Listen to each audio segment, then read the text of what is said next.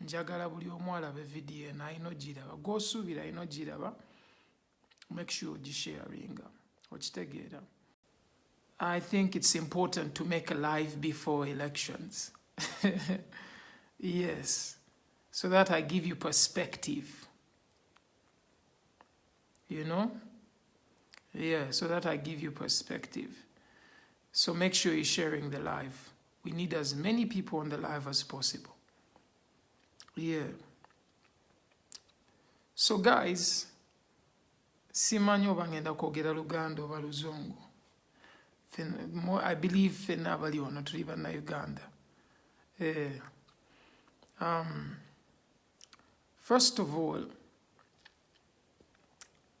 there are people who are saying, oh, voting is not important, bakalulu bagenda kabba. We're making sure nti olonda. Oba kalulu bakabba, oba kalulu tebakabba, make sure you vote. Make sure you vote. This is not a joke. Watch it again. This is not a joke. It doesn't matter gw'olonda nze simanyi gw'oyagala kulonda. Oba okitegeera. With all due respect, oba oliwo NRM, oba oliwo DP, just make sure you vote. You know? Make sure you vote. Kyekisookera ddala kye njagala okwogera ku live eno. Bino ebintu by'ogamba mu maani eby'okulonda simanye biki kasita ndya emmere, that is stupidity. Stupidity. If you're grown up ng'oli muntu mukulu, gwe manyi olina okulonda. Politics affects how you move in a country. Politics affects how your kids are going to live in this country. So if you have a chance, omanyi nti waliwo abantu abavudde bweru bajje wano balonde.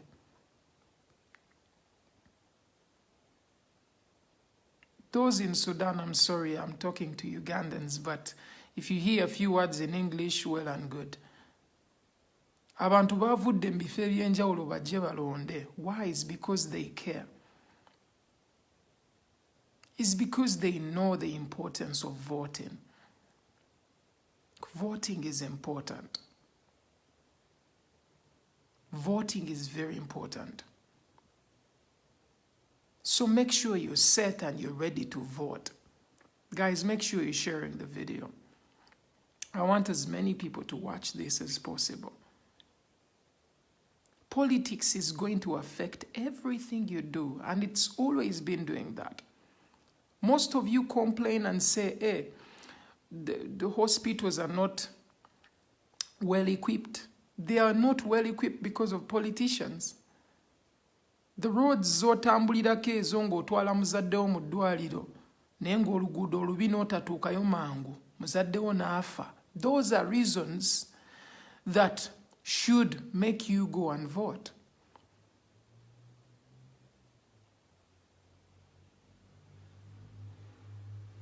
Stealing of votes should make you go and vote so that oyimirirawo n'olinda olabe babale ng'oli awo. It's important. It is very important. Totuula ogamba omanyi nze ebyo tebinkwatako simanya ebya politics bya bantu bakulu. You are old enough. You are old enough. So make sure you vote. Don't give yourself a chance of just looking at these things as things that don't matter.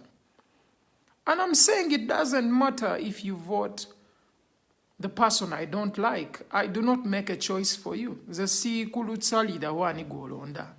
Okitegeera nze nonda Bobby. Kati gwe gwamanyi whether olonda ani oba ani, but make sure you vote. It's important.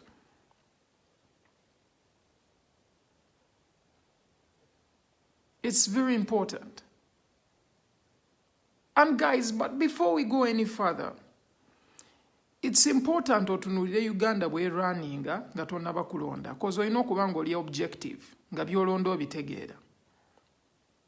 Tunuulire ensi olabe bw'etambula, bwe wandijaagadde, gw'olonda n'abikola gwe by'osuubira. abaddeko abikoze by'obadde osuubira.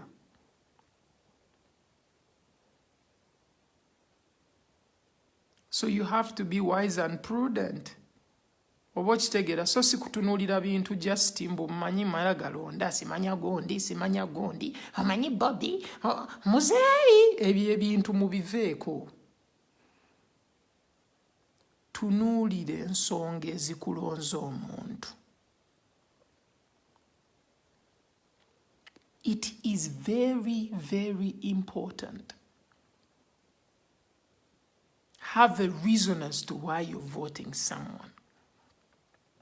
Omuwuliriza biki byayogerako, kikyakwagaliza. Ababadde wano boogedde. Nze kyovola nze Tonalonda Museveni, it can never happen. And I've never voted him in my whole life since I started voting. Never. No disrespect to those who support him. I just don't think he's willing to do what is right.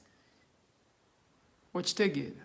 Be-encouraginga wano obubbi, ate ne bavaayo mbakola match about ebintu by'obubbi, corruption.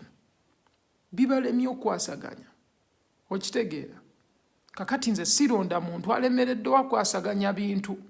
Siri mudongo nnyo bwentyo. So ndowooza buli omu yandibadde objective. Baako n'ensonga ezikulonza omuntu n'ezitakulonza mulala. Okitegeera. Nze nina ensonga nnyingi ezitannonza ba candidates balala. Oba okitegeera. Era ba candidate bangi bendaba abaakabi. Okitegeera. There are so many people who are really good. Phaeton, I see you. Okitegeera. There are so many. But njalonda nconvincing oba okitegeera nga ndaba byayogerako byebyo. Because abamu tebalina kye baakoze naye tetulina bajajinga kukuba nti tebalina kye baakoze. G'otunuulira abaddewo ogamba oyo alina osigalako lwakuba balala ate baakoze eki. Okitegeera. Nawe waliko omwana omuto n'ojja ng'okula n'otandika okukola ebintu bye wali tokola. Tekitegeeza nti wali ogenda sigala mwana muto nga bakuliisa ku kijiiko buli lunaku. So kikulaga nti ffenna tukula okufuuka ebintu bye tufuuka. Okitegeera. Singa sayina opportunity kubeera kyendi nakigezaako n'abantu oku-encouraginga nga taata wange, sandiyimbye. Ate nammwe singa temwampagira nange nandibadde siituuka gye ntuuse. Maybe temwandintegedde nnyo bwe muti. Naye muntegedde because mwampa chance. So I think we should give someone else a chance. I respect Museveni. I think he's done well. And he's also not done right mu bintu ebimu. Bintu bingi ebimulemya. Nenga agezezzaako. Okitegeera. Ne akooye. Okitegeera. Kati tumuggyeko weight eyo to making sure tulonda Bobi Wine weight eyo muveeko. Oba okitegeera. Akooye takimanyi. Oba okitegeera. Ye ng'omuntu omanyi ebiseera ebisinga oluusi abantu bayinza okulaga ekintu nga ne tokiraba oba okitegeera. So takimanyi nti akooye. N'ekya kintu kya buntu bukulu nnyo ffe okumakinga sure nti tetumulonda oba okitegeera. Tulonde Bobby muro to making sure nti atuula wali mu ntebe muvubuka ategeera ebizibu byaffe oba okitegeera. Ajja kyusaamu ku byalabye bitali birungi kozi nabo biri biyitirivu oba okitegeera. Naye temutiisibwa obutalonda. Ndabye bitanka, simanya bamuvinga ebimotoka ebinene, simanya amagye gayita buli wamu. Intimidation tekola. Tosobola gamba mbu musimanya ogezaako kutaasa bantu ku protectinga bululu na bintu bwe bityo ng'ogenda leeta magye ago gonna gaaki. Kuga police temala.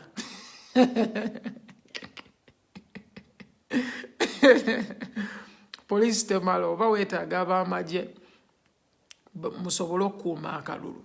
Mbu mwategedde waliwo abantu abaagala okubba akalulu. Ani ayinza okubba akalulu nga si mmwe?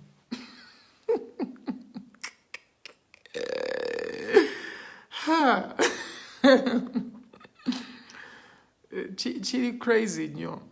Kiri crazy nnyo. But kikulaga abantu bano batidde ate bali desperate, which is not nice. Because desperation ekozesa abantu ebintu bingi ebibi. Oba okitegeera. Anxiety is different from adrenaline. Oba okitegeera. Okitegeera. Balina anxiety, it's not adrenaline. Oba okitegeera. So nze ndowooza nga Tonalonda tunuulira ababanka bwe bagamba Bank of Uganda ne bavayo ne bagamba mbu amabanja ge tuyina nga Uganda tuyina kwetondera bwetondezi nsi zaatuwola ssente zitusonyiwe. Mukimanyi ssente ezo mu abagendo zisasula. Like bw'otuula wansi maybe amagezi oba nga togayina. Ne bw'obanga otegeera gwe manya bumanya. Buli ssente ebbibwa wano neetakozera kintu kyetalina kukola.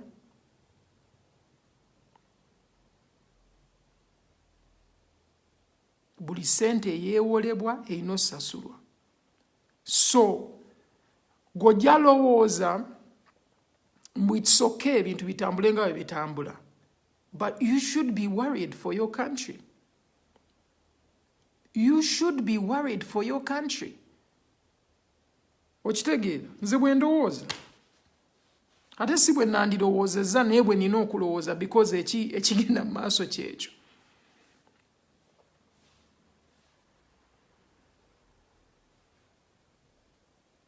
Kyekyo, we need a difference.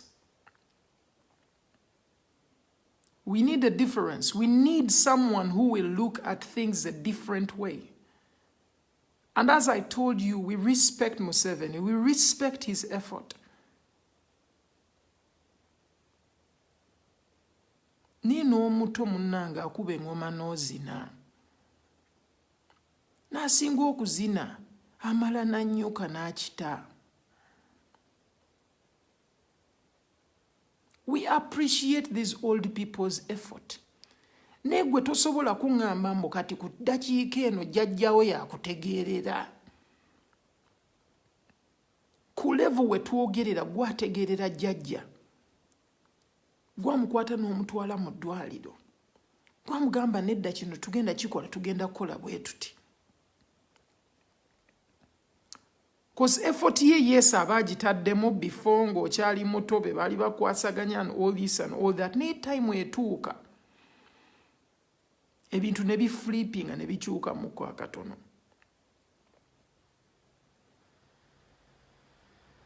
So kyensaba guys muleme kutuula okutunulira bintu bya politics nga bintu by'abantu bakulu. Bintu byammwe. Era abantu abakulu bamala okufa gwagenda oba mu buzibu okusasula omuchina. Sente ze bamwewozeeko. Gwagenda osasula Omumerika sente ze bamwewozeeko. Gwagenda osigala wano mu mabanja. Ojala taxes nga nyingi, ebintu ebitambula nga bwe wandibadde obisuubira. And all these things are orchestrated by politicians.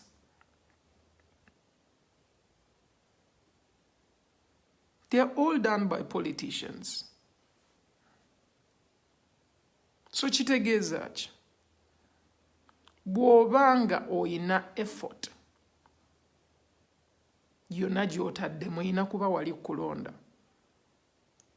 Ate si kakamani kulonda gw'otayagala, no choice yo. Bw'obanga olaba nti Museveni gw'osazeewo okulonda, feel free. Everyone has a choice. And for me, I believe we have to respect the boundaries of individuality. Guy waba yagala supporting ani, I'm supporting. It's fine. It's fine. Naye kummwe maybe abatana bakutegeera kiki mwina supporting. Nze nja babuulira amazima. You jeno, probably abamu kummwe temugiraba. Some of you probably mwina guys ababateeka mu sente, the girls. Some girls, I know why certain girls reason a certain ways, because they have never worked a day in their lives. Why certain boys reason a certain way, they do not know what it means to go out there and hustle. Kakati omuntu bw'atyo bw'omuwulira ng'alina bintu by'ayogera, sooka weetegereza omuntu oyo akola mulimu ki. Abantu abamu boogera kozi basobola okwogera, teboogera lwakuba boogera bye bategeera. tebamanyi hardships za kubeera citizen, kweyiya kubaako kyokola. So ebiseera ebimu boogera ebintu byebatalina kwogera.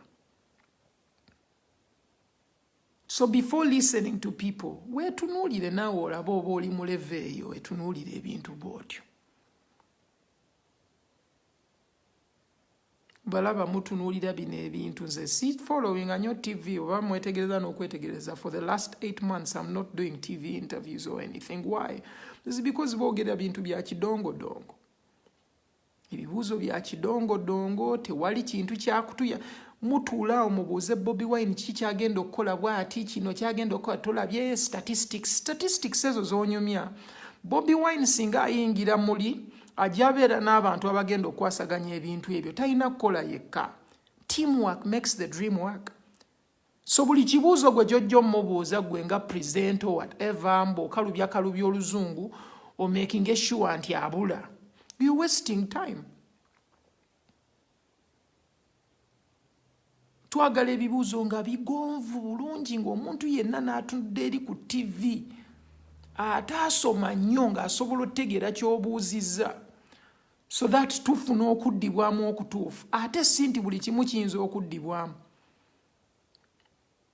Si nti buli kimu Bobi Wine alina okimanya, oba politician wo yenna mulala alina okimanya. No, ebintu ebimu birina okwasaganyizibwa abantu abamu. Uganda yeetaaga ebintu ebikola, institutions zirina okukola.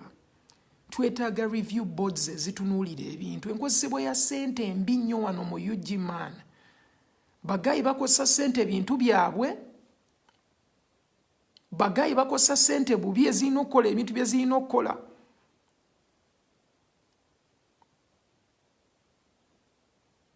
Singa bakwatibwa bo bagamba bugambi ssore ne basonyiyibwa. Mukwata ababbi ababbye obusimu ne mubatwala mu makomera.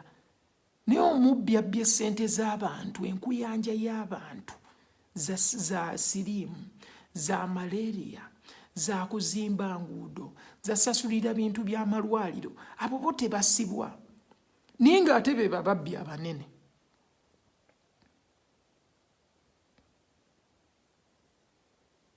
Be babbi abanene. Guys, we need a better Uganda. And a better Uganda is a working Uganda nga institutions zikola.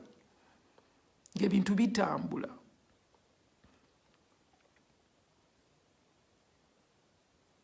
Ekyo kye twetaaga. All these other things, we can look at them after. But we need things that work. Twetaaga abantu abali mu kooti nga bakola emirimu gyabwe nga bwe giinobeera. Abapoliisi nga bakola emirimu gyabwe nga bwe giinobeera. Golowooza. Abapoliisi abamu tebandyagadde kola nga bintu bwe byandikoleddwa. Ne system ye batadde mu koona ne bagamba olina kukola bw'oti. System ye batadde mu koona ne bagamba olina kukola bw'oti. So gwe tuula wansi weetegereze. For example, bakwata abaana b'NUP bonna abatambulira ku Bobi Wine ne baleka Bobi Wine. Kikulaga ki? If they even had omusango gwonna mwandibatutte ne Bobi. Ne mumala ne mubatta, ne mumala ne muddamu ne mubakwata. This is how the system in Uganda works. Bakukwata, then abalala ne baddamu ne bakukwata abatali bali ne bagamba ffe twadde twamutadde. Bano ne bakwata ne bagamba twakusanze n'omusango.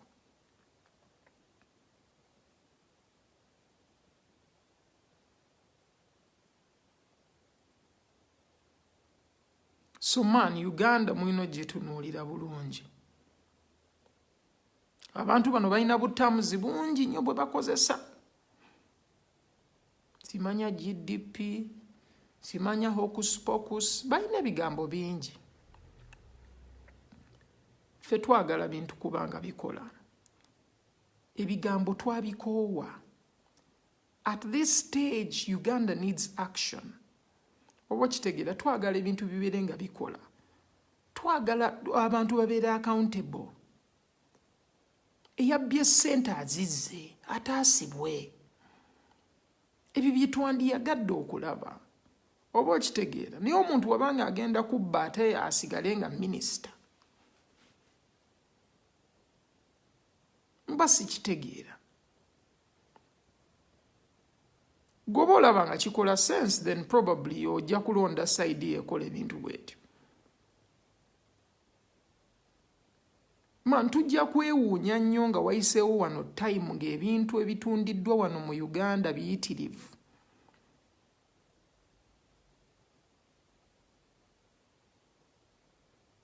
Tujja kwewuunya nnyo. So guys, mbagamba man, temuzanyira mu kulonda. Genda ozanya akapiira naye tozanyira mu kulonda.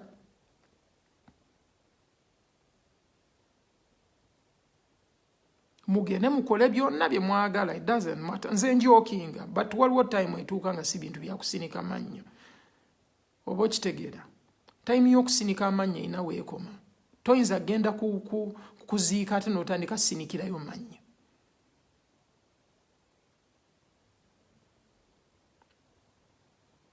Nze sifaayo kukuba safe, ekyo nsiiba nkigamba ne bazadde bange, because they worry a lot about what I say. But my sisters, you know, and some of my friends. But the truth is that certain things have to be said. Certain things have to be said. And for me, all I'm begging you is to make sure you vote. Period. Period. People think so many things. But the reality is that just make sure you vote. It's only right. Make sure you vote. Be fair to yourself. Be fair to your fellow citizens.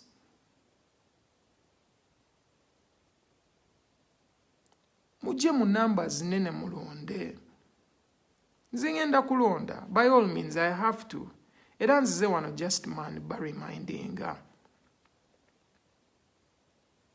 Kijja kunuma nnyo man nga tulina opportunity esobola okyusa ebintu. Naye man netutuula eyo. Netutuula butuuzi.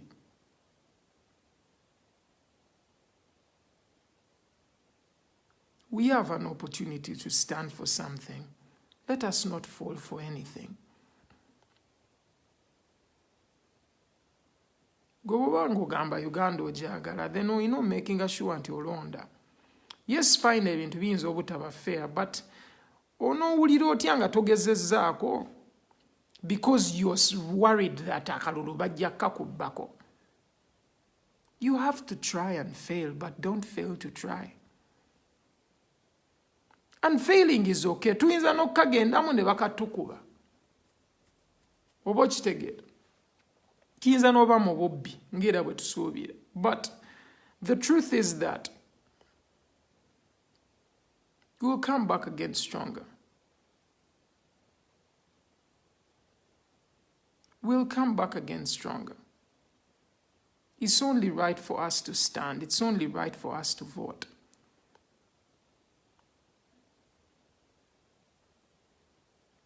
No one is going to arrest me. I've made that a point.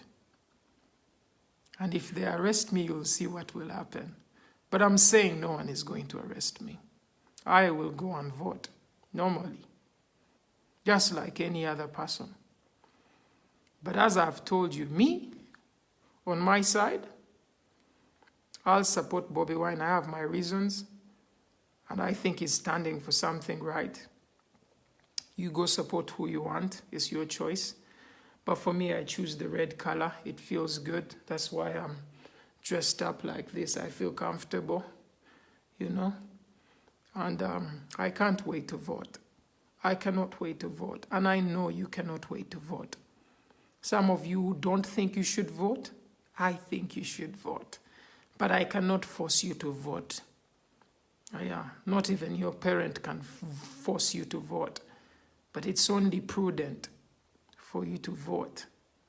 So make sure you do. It doesn't matter who you support. Watch the get. It doesn't matter. Dr. Serun Joji, much love. Thank you. Thank you for the offer. I can only tell you that, man, zendi happy nyokulabanga. We've reached this day. Yes, waliwo challenges. I have so many of my friends in prison as we speak. Tebasobola na kuyingira mu mwaka. Normally, Dan Magic, ba Eddie, Nubian, they omwaka baguyingirira mu komera. That's not nice for them, but for no good reason. Oba kitegeera. For no good reason. Your life gye tulimu maana kitegeera.